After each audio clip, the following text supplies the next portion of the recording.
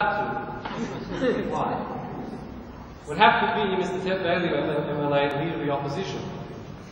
I have always enjoyed my discussions with Mr. Bailey, and I do so look forward to his words at the many Jewish functions he attends.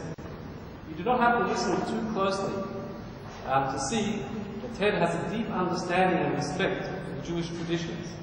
With his speeches, you are not simply listening to the regurgitation of a speechwriter's composition. What you will hear are words that come from the heart.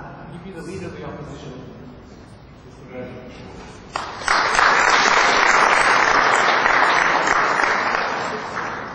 Thank you, Rabbi. Can I acknowledge Rabbi Herzog and the Melbourne Chabad and thank them for all the efforts that they put in.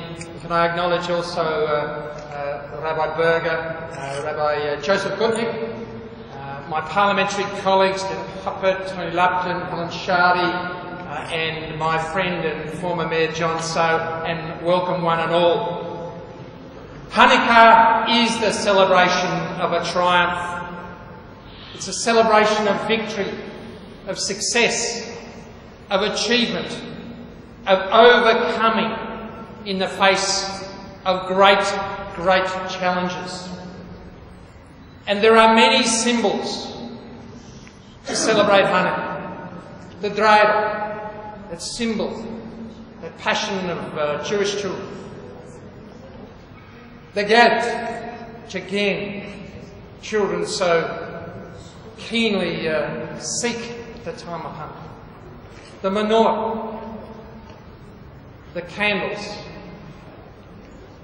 and the flame.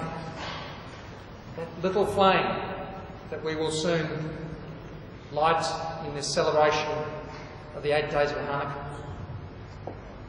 And this year for Victorians has been a year of sadness. When we started the year with the bushfires and those flames that others confronted. And this community will succeed in the face of that. And we meet here to celebrate Hanukkah in this space. And this space, this building, in his own way, is a celebration of achievement. Conceived, designed, built when there were barely 35,000 people living in Melbourne,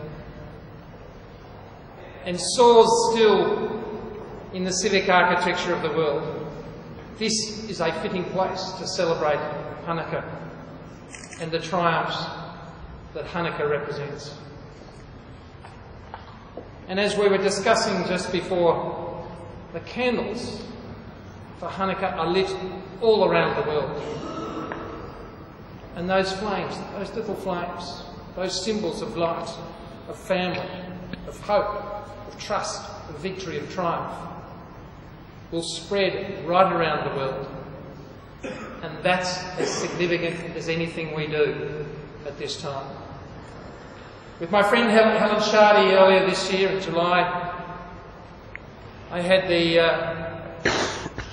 opportunity and the pleasure to visit in Israel, Yad Vashem. And in particular, the Children's Memorial at Yad Vashem,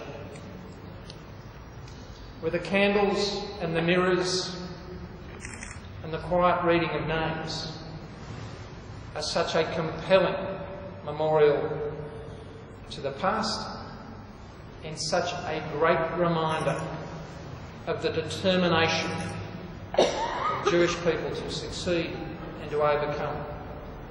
That's what Hanukkah celebrates. That little flame, that little tiny flame that will be lit in so many places all over the world, is that symbolic reminder of triumph, of persistence, of family, of light, and of success. It is, as always, a delight to be here, and I thank again the Melbourne Chabad and the Rabbi for organising this function. And I say, as I am apt to do, Chag Sameach, Hanukkah Sameach, Happy Hanukkah. Thank you.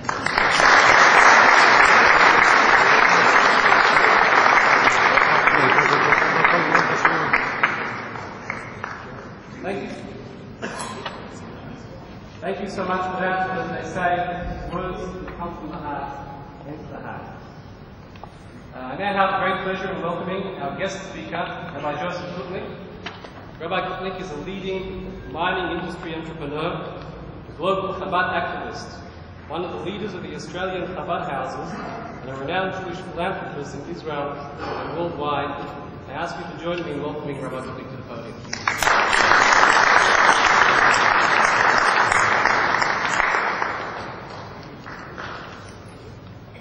The Honourable Rob Hulls, Deputy Premier of Victoria, Mr Ted Bailey, Victorian Liberal Leader, Mr John Sow, former Lord Mayor of Melbourne, Mrs. our dear friend Mrs Helen Shardy, Member of Caulfield, Tony Lipton, Member of Paran, Rabbi Chaim Herzog, Head of the highly successful Chabad CBD and Master Organiser of this evening's event, Reb Meir Krugan, past President of the Rabbinical Council of Victoria, rabbis, parliamentarians, ladies and gentlemen.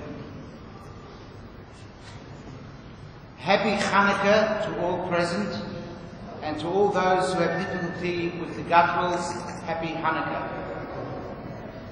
Chanukah celebrates the time when Jews had to fight for their religious freedom against the Alexandrian Empire. They won and were able to reconsecrate the temple in Jerusalem that had been defiled. Amongst the wreckage, they found a single cruse of oil with its seal intact, and with it they were able to rekindle the candelabra, the menorah.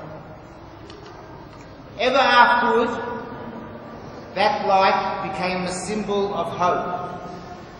Hope that after the worst catastrophe, something will survive that allows us to begin again with what remains.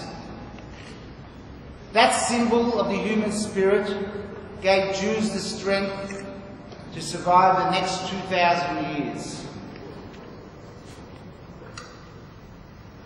Isaac Perlman, one of the world's greatest violinists, contracted polio at the age of 4. Once when he was giving a concert, a string of his violin broke.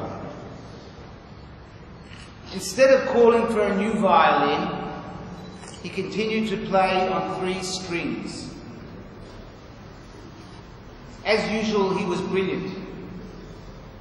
When the concert was over, the audience gave him a standing ovation and called on him to speak. He did. He said one sentence that everyone there knew referred not only to the broken string, but to his disability and much else that is broken in this world. He said, "It is our task to make music with what remains." That's a good description, as any, of Chanukah. What can any of us do to face the real problems of the 21st century? Violence and terror, poverty, hunger, disease, global warming, and the list goes on. Each of us can light our own equivalent of a Chanukah light, a candle that radiates hope through acts of kindness and generosity. The Prime Minister of Israel, Mr. Benjamin Netanyahu, told reporters after his recent outstanding speech at the UN that in his leadership role, he said this in a number of places, straight after leaving the UN and later on a very big function, that he was inspired and is inspired by the late Rabbi Schneerson of blessed memory, leader of the worldwide Chabad movement, who said to